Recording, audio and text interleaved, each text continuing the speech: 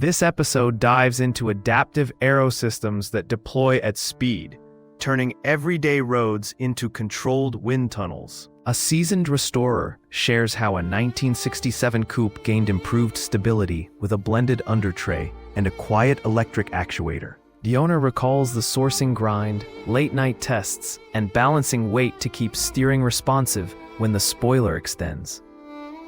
Experts explain that the upgrades boost cornering grip and top speed without erasing the car's classic character. A data-driven finale shows wind tunnel results matched with road feedback to tune every edge and contour.